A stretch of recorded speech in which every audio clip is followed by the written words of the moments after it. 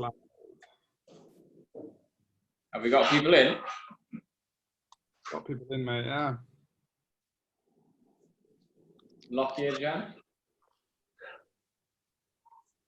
Oh, Lizzie, Winter.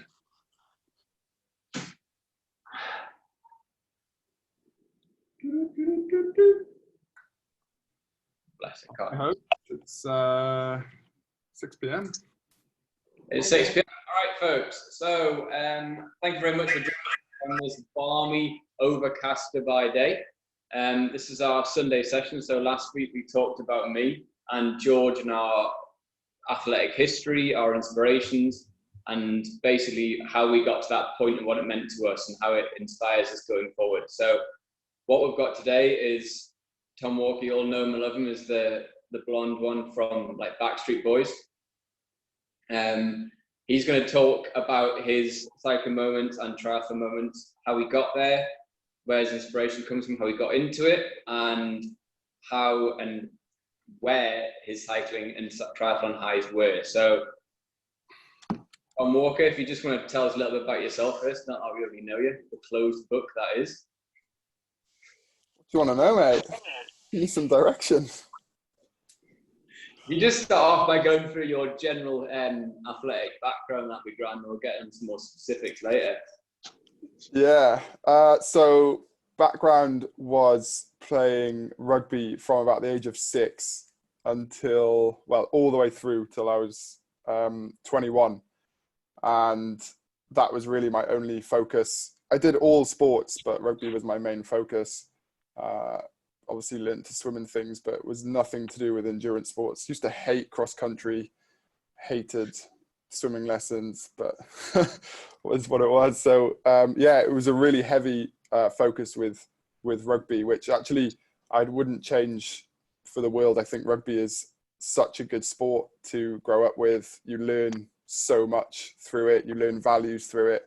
Pretty much all my values as a person came from playing rugby for the team that I did as a junior, and then learning that it wasn't the case in all rugby clubs, but the one I was part of, I was so lucky to be part of because it really taught me a lot of values. Good background. Nothing like mine then, which is all sports, but mainly things that didn't get smashed up into pieces. Yeah. Yeah. So what got you into like triathlon and cycling? What led you to that point?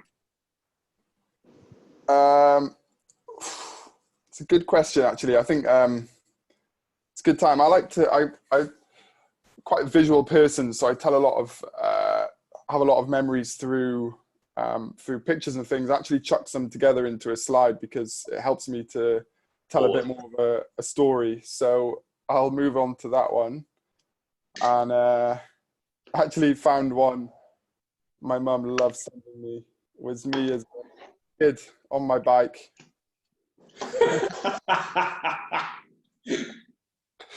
And this was, I lived in, I was brought up quite in the middle of nowhere in West Wales and used to cycle everywhere. I probably didn't realize how much passive endurance I used to get from cycling from a really young age. As you can see, I don't know how old I am there, but we used to cycle miles and miles to in between mates' houses and things. So I was always on a bike, just didn't ever do any junior races or anything like that. It was just around. Actually, this was probably, I don't know what year this was, but this was like one of my first ever bike rides. So you can see I'm like young 20s. That's with my dad. And he's the one who got me into cycling. So this is probably the start of my triathlon journey, if you like. But actually, I did some ultra running races before I ever did a triathlon. Not bad. Yeah. What ultra races did you do? I did my first marathon on a coast path down in where I'm from, and then after that I did a few 50Ks and then did a 3-day another 3-day coastal race, which was 3 marathons back to back. Disgraceful. Yeah, I don't know why I chose running first, but it just made sense to me at the time. And then slowly I got more into the cycling side of things to go with. And this was my first long distance triathlon, which was in North Wales, Bala. Which, if anyone knows Bala, they know how cold I am right here. But I think doing ultra first was actually good for me, because it taught me a lot of mental resilience that you need for long distance triathlon. And I think if you go straight into triathlon, you kind of are thrown in the deep end straight away, because you have 3 things to be worrying about. Whereas I kind of got my head around the running side of things first, and then also the endurance side of dealing with endurance sport, and then laid on the swimming and biking foundation on top of it. How did that first one go for you? It's a good question, actually. I think it was, I can't remember. It was definitely within 5 hours. Like, it took me between 5 and 6 hours. But I worked for a bike shop at the time, and so I felt a lot of pressure, because obviously I'm on a really nice bike. So it was more tough, probably mentally, because you can't cheat your way around long course triathlon, whether it's middle or long distance. So you have to be okay with being where you're at. Like, I was probably on a nicer bike than some of the pros had, and you're sort of like mid-packed back of the field. And that's not easy to deal with. So actually for me, it was because it just motivated me more to train harder and get better.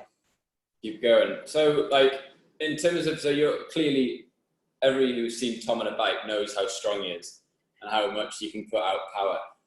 And on, well, triathlon in general, he's provided some good entertainment and has got some really good results recently. And that's been like a long process, right, to build up to the point where you're now getting some really good results. But what's the journey been like, and how was there any cycling or triathlon highs along the way that has fueled you going through this? Is there anything that stands out as like the best race or the best ride that you can talk about? I think the best is hard to describe. I think every season something new comes along that like surprises me. But I've got to be, some of the best days I've had have been training. Oh, not really? necessarily racing. And this was one. This was my first cycling camp, proper cycling camp in Mallorca. Spring cycling camp. And the deal was you go to Mallorca for 4 days with a company called Trek, and cycle in the sun for 4 days. This was 4 degrees at the lighthouse, if anyone knows the lighthouse in I think it's Porta Pollença in Mallorca. And this was one of the days where I learned that I'm probably pretty well cut out for endurance sport. Yeah. It was maybe 160k day, and we were there as a few of us from the shop I worked for and some coaching group, and then there was a big crowd there from the US and Canada. Around 30 of us started this day's ride, and within the first half of it, not even in the first 50k, almost half the group had dropped and gone out, and I just had carried on. And it turned out, as I'd carried on, the sweeping van had slowly started picking people up as they dropped. Yeah. And I got myself to the front. It wasn't a race, but in my head it was. I got myself to the front of this group and realized that they were all fucked, and I was okay. I was freezing cold, but I was okay. And we cycled, and the whole point was to get to this lighthouse. And everyone was saying, there's a coffee shop at the lighthouse. There's a coffee shop at the lighthouse. And so we got there after about 3 hours, I think, 3.5 hours. Yeah. And it was closed. The shop was closed, all boarded up because of this storm. So we're freezing cold. There's a storm coming in. And about 3 blokes who I didn't know, I was the only one there at that point who'd made it from my group, and 3 3 Canadian blokes were there, and they all literally, I watched them all just mentally crack because the lighthouse was closed. And I just got back on my bike and started cycling back the other way. And there's a huge climb out from here that takes about an hour to get up that we'd obviously just come down. And I just realized, I was like, man, I'm having the time of my life. Like, this is what I love to do. And the sweeping van has come the other way down the mountain and said, you need to get in. And I said, no, I'm good. I'll crack on. And they said, well, basically, we're picking people up. And once we get to you, you have to get in. We're not going to wait for you through the whole route.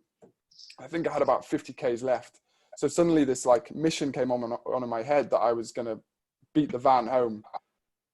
And so that was my goal. And I can't remember how much longer I got, but basically I got up this climb, down the other side, and was about 20 Ks from home when the van caught me. And I was a shivering wreck, but it lit this thing in my head. To get in? Yeah, I had to get in the end. Oh. Yeah. But I think you need days like that because you learn a lot about yourself.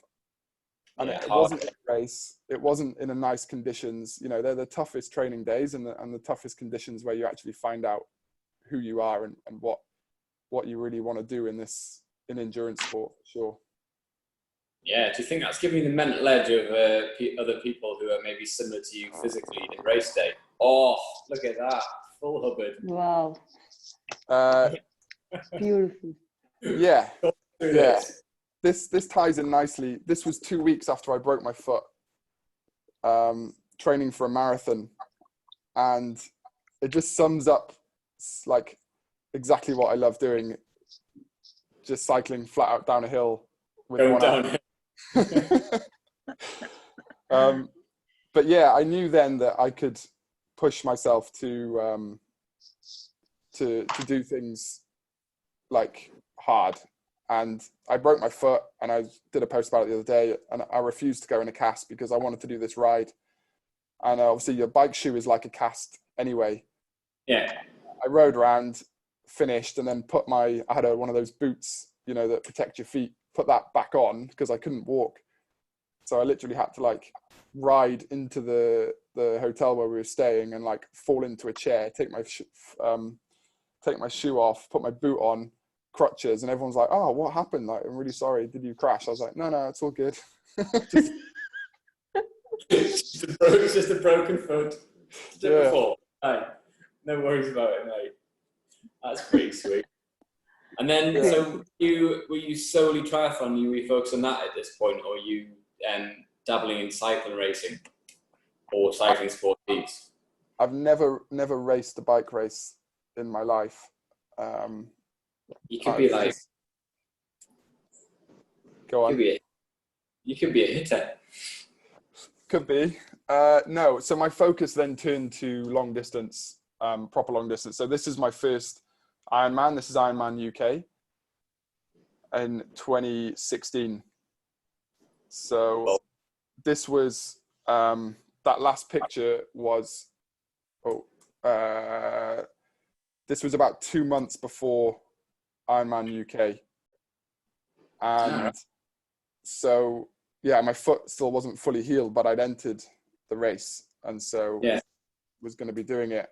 And yeah, that was a big day for me to finally complete an Ironman, because I'd worked for Ironman. I'd done it, if people know fully my work history, but I'd done a bit of work with Ironman in the UK for 4 to 5 years on the bike mechanics side of things.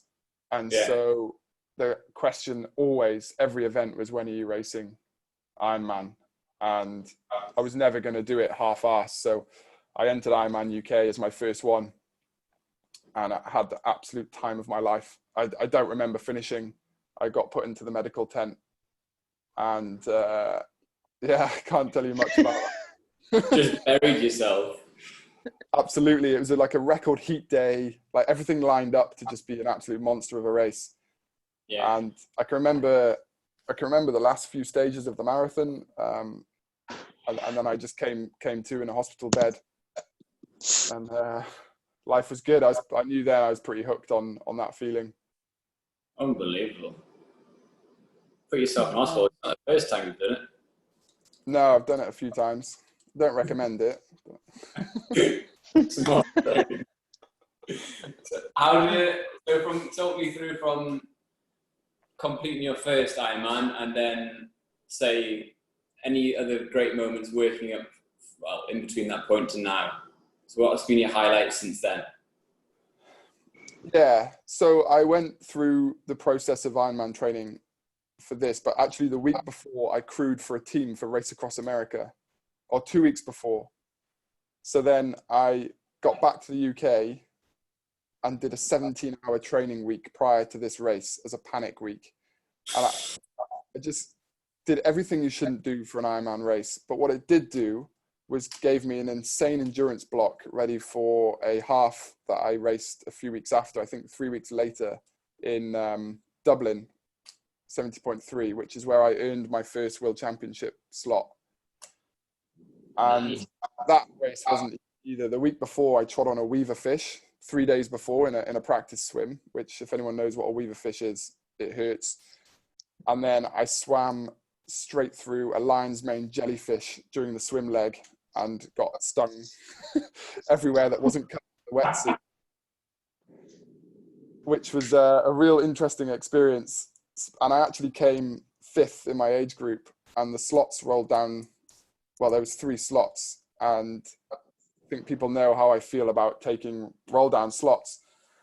But I was with my brother and my dad there, and they just both looked at me and said, "You want to tell us that you didn't earn that after what you've been through in terms of broken foot, Ironman, weaver fish and jellyfish?" And I was like, "Yeah, fair enough, I'll take it." So I took my first slot there, which was for Chattanooga, Tennessee, over in the States.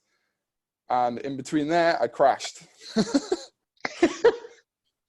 I came off my bike doing nearly 50, 60 Ks an hour in France on the last day of a training camp.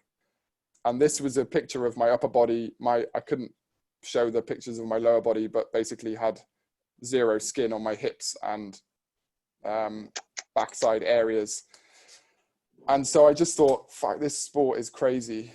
I was having the year of my life in terms of injuries and crashes, and it was the year that I was gonna be working towards a world championship.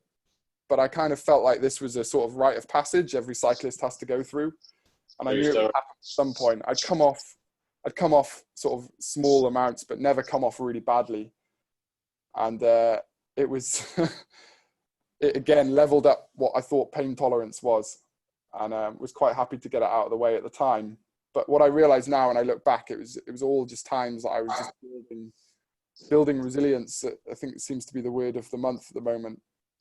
Yeah, 100%. And it led me to this point of in 2017 to finish the World Championships, which surprisingly I think I was nearly top 100 in age group, maybe a bit less. But it made me really think then, okay, I wonder what I can do with this.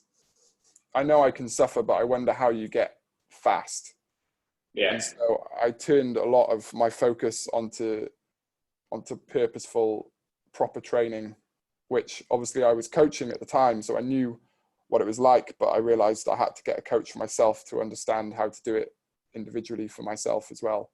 And this was probably I remember crossing that finish line and thinking something needs to change, because at the moment this is a hobby, and it needs to be more than just that, because you can't turn up to World Championships and treat it as a hobby, or I can't anyway. Something needed to change. But that was a big high to achieve that.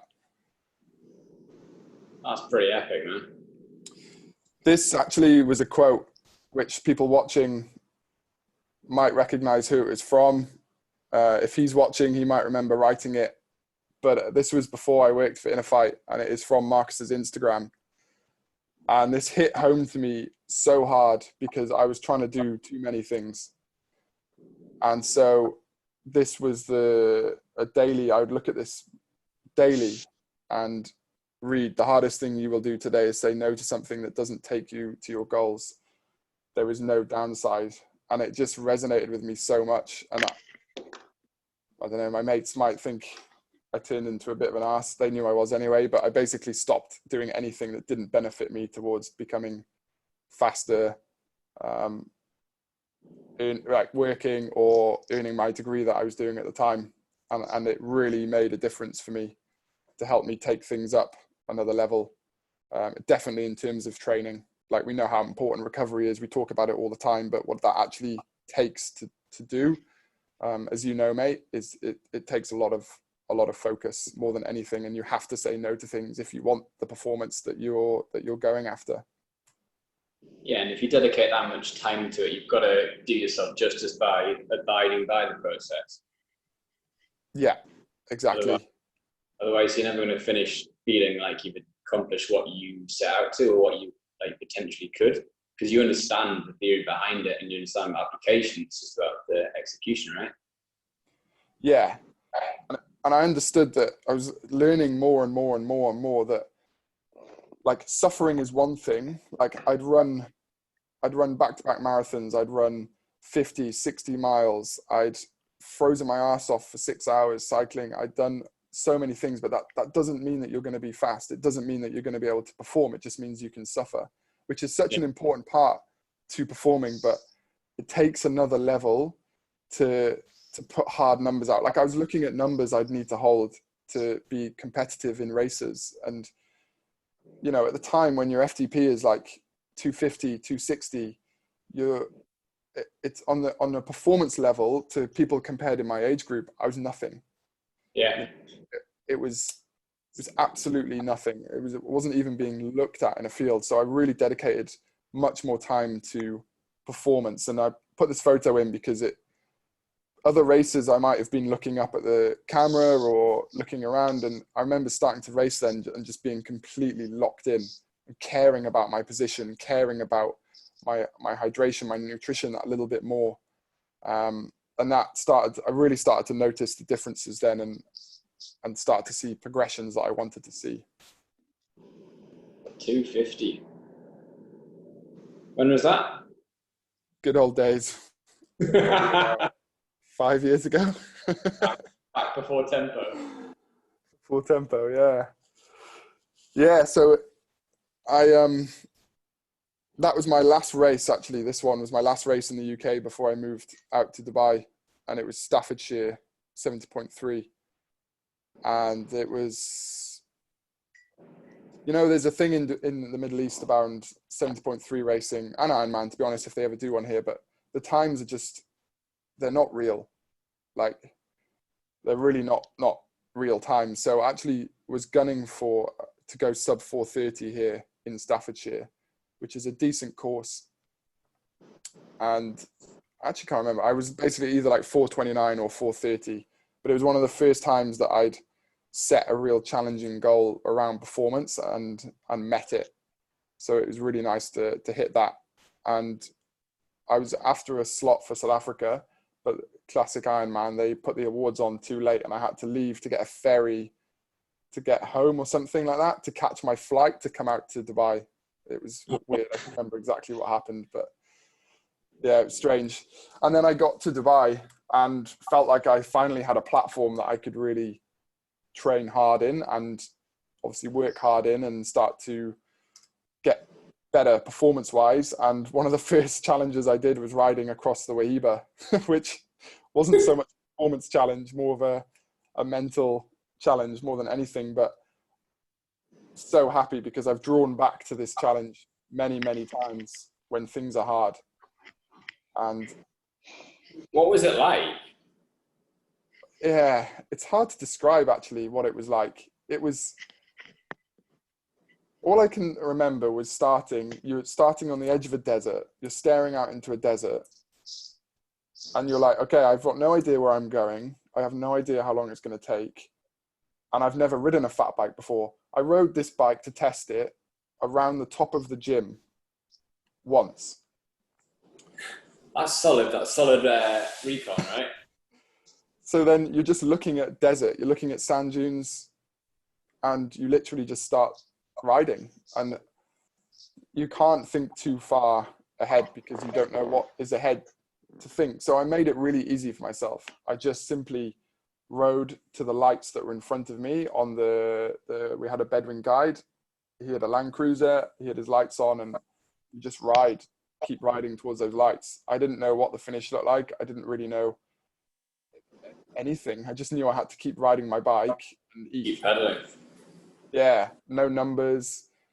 No, I just focused so much on performance over the past 3 years. My dissertation was based around power. My whole time in university was around numbers, data, and then you get on a bike, and I didn't think I even had I have a watch on. Yeah, I had a watch on for time, and that was it. Casio. Garmin. So that was a good learning experience for me, big time, and was really lucky with the people I did it with, and the crew as well, because you kind of, I think if you're in the UK, you can get, like, people either will jump on board and inflate you and make you feel better than what you are, or it's crabs in a pot syndrome, and they'll pull you back down into the pot. And it always used to really piss me off. And what I found once I moved away was I could just get on with stuff I wanted to do and not have to ask too many questions around it. And what Marcus has done, and we're with cycling another guy called Jack, and support crew with Brooksy and Carlin, and nothing was a big deal, and it was just expected that we were gonna finish, and that was so nice to have, because you just meet those expectations. And I think actually it set me up for here, which is the European champs in Ibiza a few months later, which was probably my lowest point in a triathlon race. I think it set me up really, really well, because it stopped me, like, the culture we have at Inner Fight is not to dwell on things. If it goes right, then great, you've got what you deserve. And if it goes wrong, then learn from it and move on as fast as you can with lessons, Yeah. Don't just next it, but like learn from it and move on. Yeah. And this was the worst race of my life. There was another storm on. I'm always seem to be followed by storms, but I got to represent Great Britain for triathlon at the middle distance ETU champs, and it was my only goal of the back half of the year, because I'd missed the world champ slot, and I put a lot of pressure on myself. Like, I wanted to be going top 10, because that's what I could do. And I had a really bad day. The start was delayed, and then I got out the water and went to start trying to take on fuel, and was just throwing it up everywhere. And then got into the run, and basically nearly shit myself like 5 times, to the point where on the run course I had to like jump over the barrier into a cafe and just tell the bloke to move. It was an absolute disaster, and I felt really disappointed in myself, like I'd really let down everyone who'd me. And I'd traveled there. You're not paid to do these things, you're paying to do them. I just felt like it was a complete failure, and this was definitely the lowest point for me in triathlon. But I've mentioned this a few times of late, you can't have your 10s without your 1s. And this was, I was actually out with my mum, and the day after this we went out for a walk, and she gives me such good advice all the time, and she just said, Tom, have today to feel bad, and then do what you do best, and tomorrow get back to it, go for a run, get back to training. You've got plenty ahead. And that's literally what I did. I just wiped the slate clean and got back to training, and got a nice kick up the arse, to be honest, because without this failure, I don't know what would have motivated me to keep training as hard as I was. Like, if things had gone really well here, it probably would have led to a different different story. I don't know what it would have led to, but like this failure now to look back on, I learned a lot that day. Yeah, you can look back at it because you got through it pretty well. You can say, yeah, I'm sweet.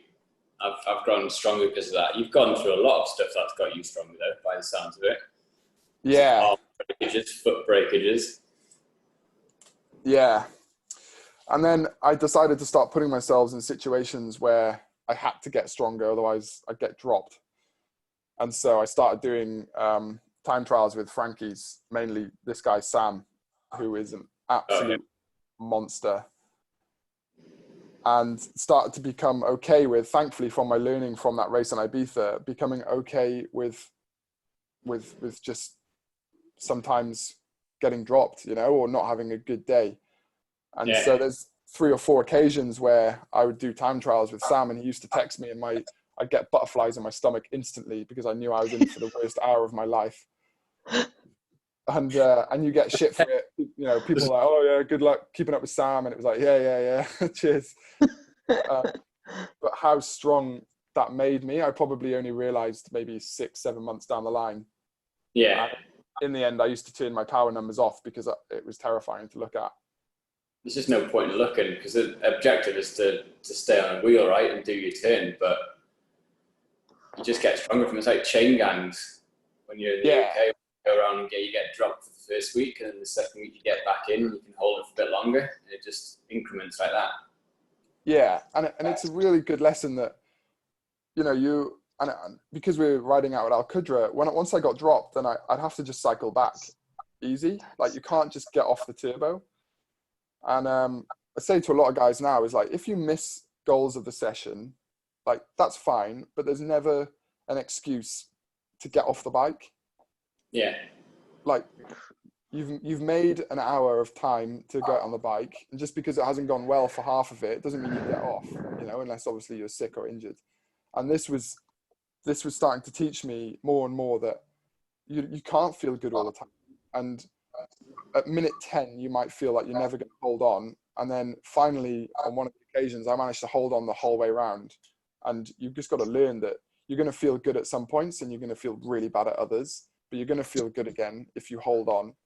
And if you don't and you quit, then you still have to just face up and cycle back and still get it done easy. Don't just abandon the session out there in the middle of nowhere. Still pedal. Exactly. Sick kit, by the way. Yeah. And then from there, I started to just get stronger and felt the benefits of it. This was in Bahrain, where I qualified for Nice World Champs last year, 2019. So this was Bahrain 2018, where I got my slot for Nice. Yeah. And I can't remember whether that was a roll down or there was that many slots in it. I think I was 6th in my age group. But anyway, had a decent run and was happy and could start to see performances getting put together, it's a nice feeling when, you get kicked a few times and then you can finally start to put performances together. And I think a lot of people quit while they're getting kicked and they never realize what they could have actually got from that kicking, Bit of perseverance, right? Yeah. And always reminding myself, taking myself back to home, which is where this is, where I came from and the hills I grew up riding, or the training that I did from early 20s through to my mid 20s was all starting to pay back to me. And the times I haven't been home for a while, but when I would go home, I'd always make sure I got a bike. Sometimes they'd give me a bright pink one like this one and get out there, and I'd go and ride hills that used to kill me, that now I can fly up and get some KOMs on and, sort of flex the quad, like. Yeah. And then I put this in because this was my Everest challenge attempt number 1. That's a sight, isn't it? Yeah. This leveled up my cycling game, to be honest, and made me realize how long I can sit on a bike. It was 14 hours and 47 NP of 2:13. It was a Wednesday as well, just like the last one we did. And I remember coming out of Bahrain and I the week after entered South Africa Ironman. Yeah. And it scared the hell out of me to do that. It was like, Ironmans terrify me, to be honest, because you just suffer for however, 8 to 10 hours, or 9 up to 11 hours sometimes, but they do scare me. And I knew I had to put something in place, or some things into place, to make sure that I felt comfortable going in, that I deserved to be on that start line. And one was running a fast marathon, which I did in the January. And then another one was to do a big ride, and something that was solid. And so I can't remember how I thought of the idea, or maybe someone else did, but it's going to be Everest on Jebel Jais. And I think I suggested it to Marcus maybe the week before or 2 weeks before, and he said, yeah, I'll be there. And so it was just me and him on that mountain on a Wednesday, and I rode it. I rode the first one with Marcus, and then the other laps on my own. And it was just awesome. Like, obviously it hurts, but I loved every minute, because I just knew I was banking time and banking mental resilience all ready for South Africa, which was going to be, I was so confident for it. Like, especially after this, there was just nothing gonna put me down and out from it. And so I didn't actually mean to ride this far. I didn't realize I was going to ride 320 Ks. And I didn't really realize the time I was going to be riding. I thought I was just going to go and do an Everest, and I didn't think of the other aspects of it. And it turned out I did my longest ride by, like, well, basically the longest I'd done before was a 180K in an Ironman. But you can do, just double up. You can do so much more than you think, for sure. Yeah, 100%. And then it led me to South Africa last year, 2019, which is such a mixed bag. I can't, like, it's hard to explain it all, but yeah. If anyone's been so sure of something in their life and then put everything they can into it and not got out of it what they thought they would, then they know the feeling. I just was in almost in shock, I think, for a few weeks afterwards, but I didn't really show it. I just said it's one of those things. But I just got shocked to the point where I was like, holy shit, you really have to work. Like, everything I've been doing, I need to just do it better.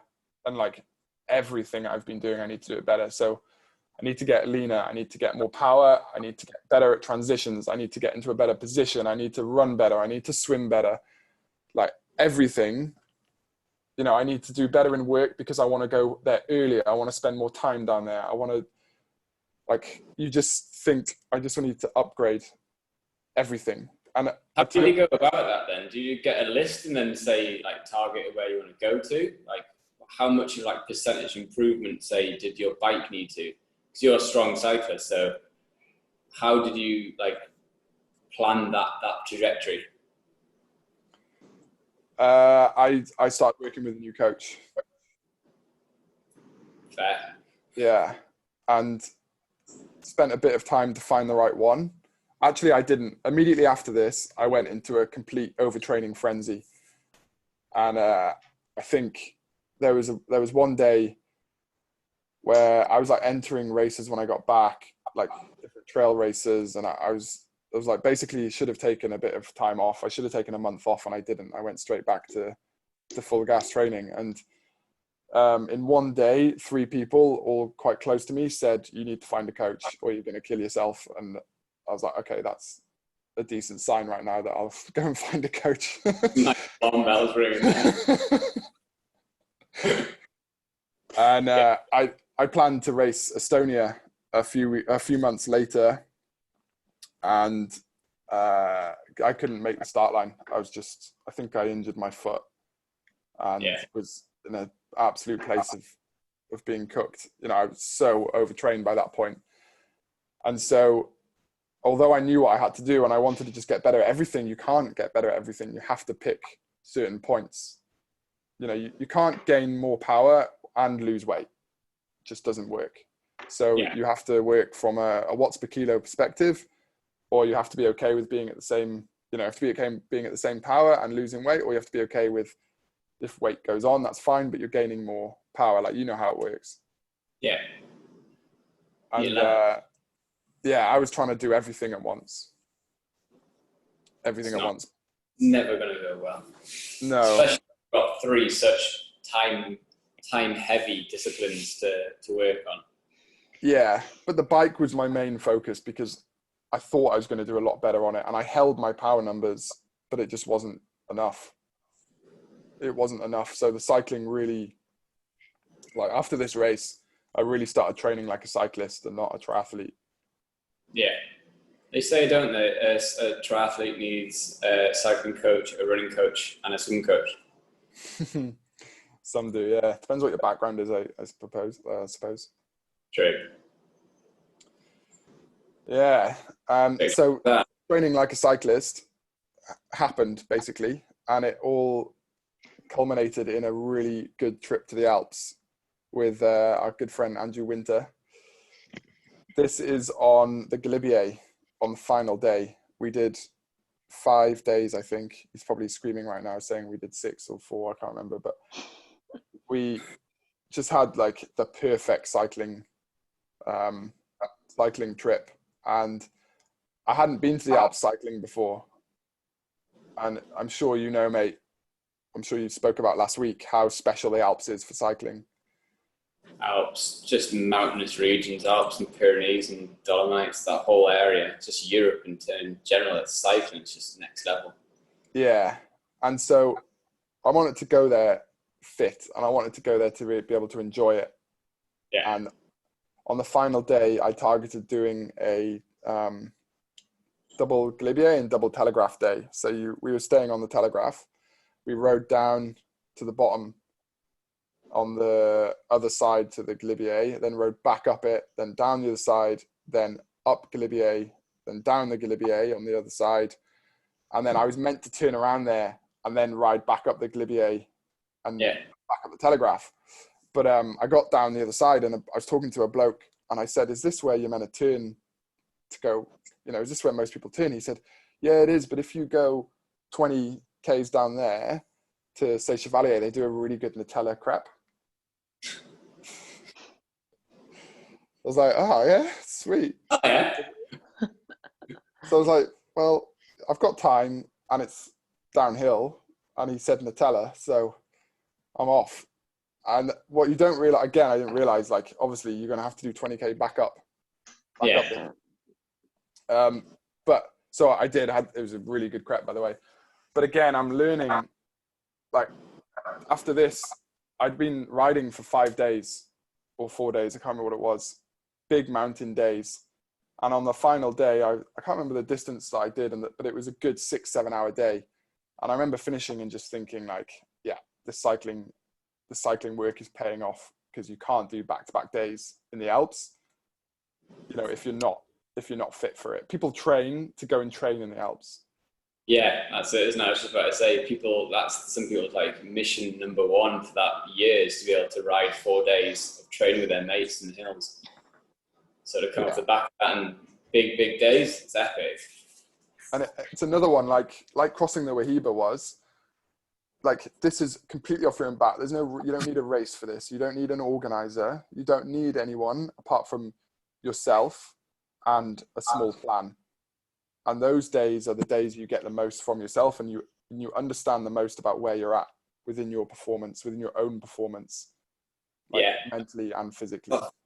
When you're going up a hill and there's nobody else around you, and it's just you and a hill and some trees and some good scenes, there's nothing spearing you on apart from yourself, right? And then you learn where your levels sit for a climb, and you learn how strong you are on the hill. So it's pretty cool. Yeah, and like started to realize more and more that I'm never happier than when I'm doing something like this. It's stress-free.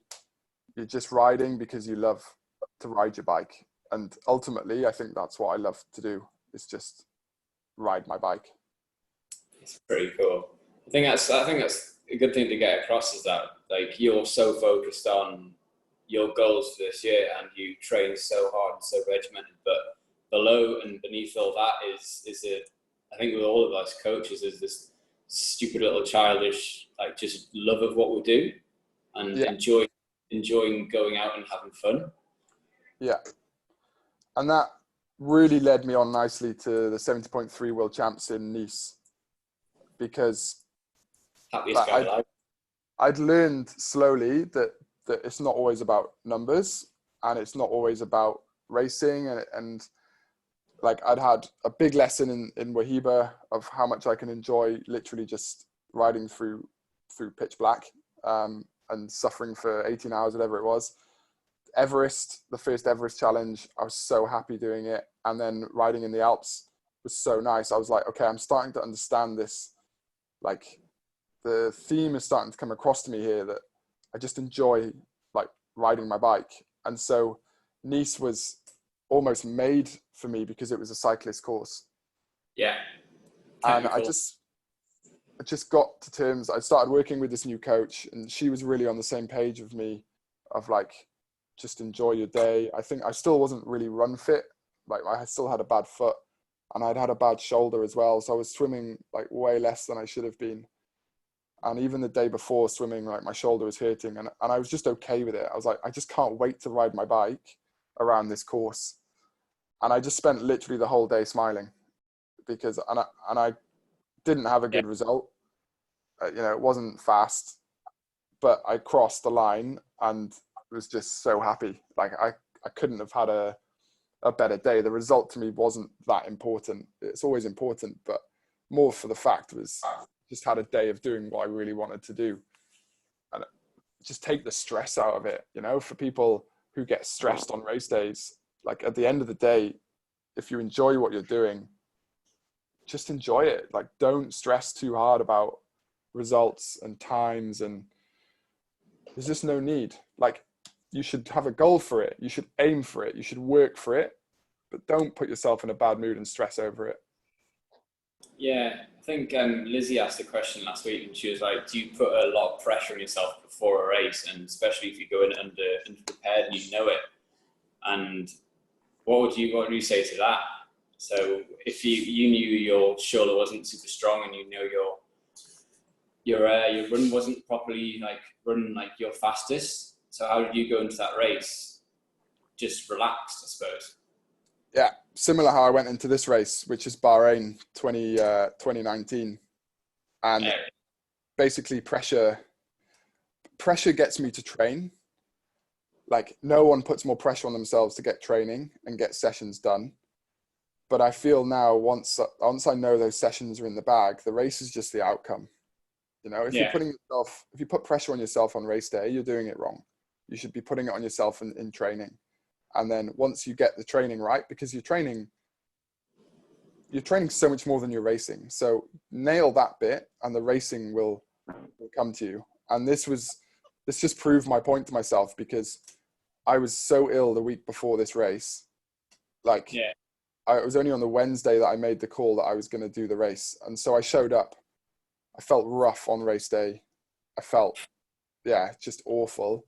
And so I had and the whole time on the bike, I was like, okay, in a minute, I'm going to throw up and I'm going to have to stop. And then onto the run, it was like, okay, I've seemed to be all right here. Let's keep going. And then I got heard like these magic words of like, you're in first place. And it was like, okay. And it was surreal to hear, because you never think you're going to hear like you're in first place of age group, obviously. And it wasn't even on my radar that like I was going to be anywhere near that. You know, top 5, like, hopefully, but and even second, you know, I was like, I could get second, but first I was like, shit. and then it just became like a fun chase. It was like, how hard can I put myself into the bin? And I have no pressure there, because I know I can do it. So then it was just learning. I was like, okay, this is going to be awesome. Like, I'm going to hurt here, and it's really going to pay off. And I did, and I actually got, I won my age group. I went straight into the medical tent, and I didn't know I'd won. I thought I'd been caught. And so I came out afterwards, and someone said, congrats. And I was like, you know, what was the result? He's like, you won. And I was like, shit. that's awesome. And then I then was with Amani and Andrea, and they were both happy. And I realized that, like, okay, winning was nice, but the fact to race without much pressure and to see other people achieving their goals is actually a lot nicer. And it was such a good lesson again within this sport that I got, which I was really, really thankful of. And I think if I'd found out I was in the lead early on, not that I was, but I think if I'd put pressure on myself earlier on and then maybe like lost it or you know, been in the lead and then got pushed back to second, I'd have lost sight of what was probably more important, which is, you know, we're not pros in this game. We're age groupers, we're all age groupers, and it's more about the collective than just the individual result. Yeah, like you said, you nailed your targets in terms of your training, where you actually apply the pressure. The pressure's off because you didn't. That was the week I arrived, wasn't it? And I didn't get to see for the first week. I was gutted, and then just rock up and smash it because the pressure's off. But you've done the training, so the fitness is in the bank, and it's like a lovely surprise. And then you can think, okay, I can push myself. Yeah, I used to train with a thing in the back of my mind of I'll be all right on the race because I can suffer more than everyone else. And it used to be a real problem for me because, like, when I was in uni and training even before that, you know, I wouldn't do all my sessions. I wouldn't complete every run. I wouldn't do every bike set because I always thought, those lot haven't done ultras. They haven't been through what I know I can do. And it was such a wrong perspective of looking at it, like so wrong. And now I can stand on a start line and I think no one's gone through the training that I've gone through. You know, no one, and they probably have. Like, I don't train the hardest, other people have, but if you have that inner confidence and you have that inner confidence and make sure that you believe it, you can't lie to yourself, then you'll race pressure free and you'll just enjoy yourself so much more and be able to enjoy it around with other people. Yeah, so true. That's such a good perspective to have on it as well. Yeah. How's this then? This looks like Dubai. That was Dubai. Mm. I don't know why I put that in. I don't know either. And then Everest number 2. Just because the first one wasn't enough, right? Yeah. Can't remember where the idea, captain probably knows. I think I just said I'm going to Everest because South Africa got cancelled. Yeah. And, you know, I was gutted, but fuck, what can you do? It was really weird to see people. I think we were lucky not lucky, but it was testament to the inner fight community of how people handled their race cancellations, because other people in the sport were just crying, spitting their dummies out, you know, just acting like they were owed, like they were deserving of nothing else changing because they had a race. And what was so nice about the inner fight community was everyone just took it on the chin, made other plans, and cracked on. And I felt like I was in a really good place to do that because I'd gone through the hardest training block I've ever been through. And that for me was, you know, if I hadn't trained right and South Africa had got cancelled, I'd have felt like it was just a waste of half a year. But I've never been through a training block like it. That was almost the event in itself. And South Africa was just going to be a real nice output for all the training I'd done. And so I knew it needed an output. And so I decided Everest number 2 was the chance to make it happen. And Nick Minge, who's in this picture with me, I think he really wanted to do the first one last year, but he couldn't make it. And so he jumped on the chance to do it with me this year, which I was so grateful for because it was such a good day. And we planned to do mountain bike races together and started riding a lot more together. And again, it's just a really nice new add-on to me that I'm so used to training on my own, especially on the bike, that it's good to have company. And plus he's fucking strong. So again, he is so strong. It's making me stronger at the same time. And so I think as triathletes, we're always kind of trying to keep everything to ourselves and like our data secret and, you know, not wanting to share anything. And I just got to the point where like I just stopped caring so much about it. And if people want to see what I'm doing, they can go look on my Strava and go have a look at it. But again, that only comes with confidence that you're doing everything that you can and that you are. And so, yeah, I don't really hide my data much now. I do a little bit, but if people ask for it, I'll tell them what's going on. And so this day was brilliant because we were both pretty open with each other with how we ride, and we just literally spent the whole day riding up and down a mountain together. Again, it was one of the great days on a bike, and there was no event organization. You didn't pay a single thing. You just went, got your bike, set off in the morning and finished 14 and a half hours later. That's absolutely class. Yeah. That's the beauty of cycling or running, right? Or anything for that. It doesn't need anything. You just need yourself and a goal. Yeah. And that's literally, mate, you summed up my point. Is that's all I need. I have myself, my turbo and goals. And yeah, you've sort of gone from being really data driven and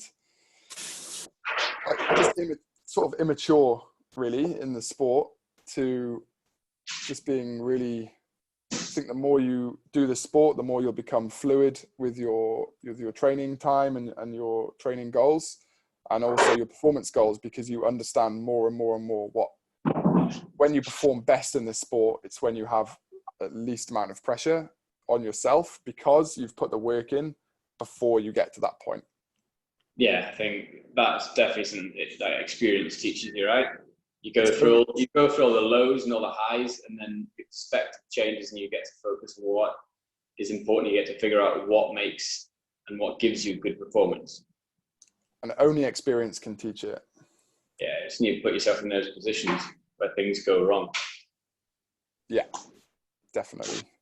Right, thanks for that, mate. That was I thought he was lying when he said he had 26 slides, but it clearly wasn't.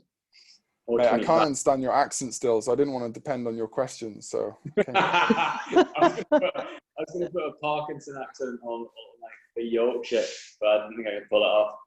Okay, folks, we're going to open it up now for a little Q&A. So if you've got any questions on Tom Walker's absolutely crackers journey in terms of fitness, triathlon, cycling, just life in terms of broken bones, ask away. Stick your hand up, he'll unmute you, ask the question, you'll try and answer it. Go for it. Anybody? Answer them all. Oh yeah, it's Santi here. Hey, Santi. So earlier in the talk, you were talking about failures and how you just take them and you process them and you go away as fast as you can with some lessons. Yeah. And you think that, you know, can you do the same with the successes and just use anything that comes at you as a lesson and just grow and learn with it? Yeah, I'm huge proponent of everything's a lesson. So with success, you just look at the roadmap that got you to there and take a step back and try and implement habits off it, try and implement routines from it. And with failures, same thing. You look back through them, what went right, what went wrong, where was the mindset for it, and create patterns and understand whether it's created a good thing, then you follow it. If it's created a bad one, then you need to change something. So yeah, you can learn from everything. Cool. Thanks. Solid. Easy. Anybody else? Marcus, you should have heard Marcus Smith last week. He was all the questions. Well, I'll ask one more then. So,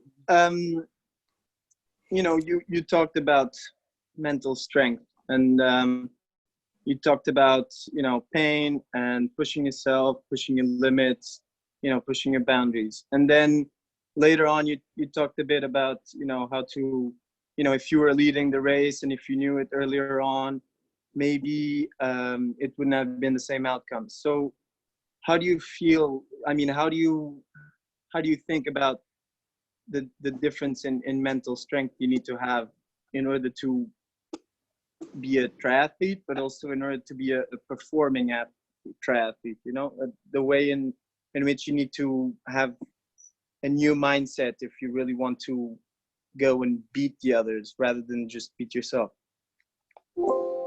Yeah, shit, that's a good question, mate. You've been Good. been reading books. Do you know what? I think my main thing, I've won races before, but never to the point of what Bahrain was. So I actually was really inexperienced at running in the lead. And so the feeling is really alien to me. And I think if I'd got that feeling early on, I just wouldn't have known how to react. Obviously, for an athlete I'm coaching, I can tell you how to react. Like, stay calm, stay to your numbers, like race, you know, smart. Don't push hard until you need to at the end. But when it comes to yourself and your self-talk, I think I would just get excited. Like, whenever I get into the lead of any race, I get really excited. And I think I would have done the same thing if I'd known early on. And so it was just a situation that I'd not been in. But now, having been in it, then if it ever happens again, it might do one day, I don't know. I'll be a lot more calm with it and probably okay with, even if I do slip back to second place, knowing that I can come back from there back to first if the opportunity arises. So I definitely learn most through failures or being in the moment itself. I think you can read as much as you want around it, but until you're in it, you don't know what it's like. And so, yeah, that's why I say that, because I just didn't know what it would have been like to have been in the lead from an earlier on. I'm always chasing, like, because I'm always out the swim a little bit down, I'm always chasing ahead, and I've never reached the carrot. And finally I did. I didn't know how to eat it. All right. You'll know next time. I think that's a pretty good question. I think, how much did you win as an athlete in rugby? And how did the feeling differ? A lot. Yeah, I won a lot in rugby. We were like, yeah, but that's part of my upbringing. We were undefeated for like 3 years as juniors, and we went to cup finals and all sorts, and I got used to it. And then you start a new sport and you're basically just at the bottom of the pile. I think that's probably, like, I had a huge ego hit as I started this new sport, which everyone knows about, you know, taking care of your ego and things. But yeah, it was a tough lesson to learn, but good one. Yeah, I'm just trying to think. It's because I didn't have athletic success in terms of rugby. I was never a successful rugby or a football player, even though I tried. But I know I got crushed. I wasn't saying I was good. I played with a good team. yeah, but you were involved. You were on the sidelines watching that success. Sometimes in the field, right? I'd like give them water if they needed it, you know. Yeah, hey, water boy. Yeah, but it's like as a kid, I was on the running track and endurance events. I was always winning. Like Northeast, I won quite a lot of big races there. And I went to nationals. I was in the top 5 and stuff. So I was good. So I think that's the difference between me and you. Yeah, there you go. But it's just always sat with me that I can win when I get into a position. It feels it's quite chilled. And about 20 kilos. Oh yeah, 20 kilos, of course. Always bring the weight into it. On the bike, though, it doesn't matter. You've seen it face stand. I have a question, Tom. Yo. How has having a coach and being a coach impacted you? Like, how has having a coach now yourself impacted you in terms of you being a coach as well? Has that changed anything or not? Yeah, I've always had coaches, but within endurance sport, I had 2 coaches who I probably just didn't really respect enough. So I didn't listen to them much, and they used to ask my opinion on a lot of things, which is a good side of coaching. Like a good coach should do that. But I wanted someone who was going to just be super blunt with me and say, if you want to go with like my big goal is Kona. If you want to go to Kona, then you need to do this, this, and this. And my new coach, well, she's not new now, but the coach that I got with last year in August, she did that basically. And there was no like, there was no bullshitting here. There was no like bad days, good days type of thing. It was like, yeah, your leg's here and you need to do more. And, you know, get used to doing these sessions and get used to more training hours than you've ever done. And there was never, it wasn't like, some coaches just tell you what they think you want to hear. And I wasn't being told that. I was, some cases, being told things that I really didn't want to hear, but it was the truth that I needed to be told. And so it was really, really good for me, definitely from a athlete perspective and from a coaching perspective. Like I learned a lot with her as well for my own career. Yeah, we all see that as well in our training peaks when we interact with you, which is all good. It's great. Yeah. I think that's a really important point, isn't it? The coach and learning from the coach and respect to them, and knowing that they're not going to bullshit you, not going to build you up and like blow smoke up, you know, is an important thing, because otherwise you don't really know where you stand on a performance level. No. And you've got to be held accountable as well, so you've got to respect that person to keep putting in the hard hours, because like when you were building up and you were just before like South Africa got cancelled, it was a game of when will Tom crack, because the load was so high. But you had faith in your coach, and it just showed what you could do. Epic, like the numbers you were putting out and the volume was just ridiculous. Faith and caffeine.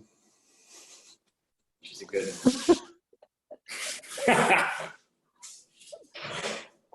All right, folks. If that's any more questions, we'll maybe have one more, because we've talked a lot there. Well, Tom has talked a lot, thankfully, not me. They know it's bedtime. It's bedtime. But thank you. Okay, we'll leave it at that then. Again, thank you so much to Tom for sharing his past failures. There's a lot of downs, but a lot of highs there, and a lot of realizations to see how he's gone through from a rugby player to a focused, number-driven triathlete to somebody who actually enjoys it. There's no loss here, mate.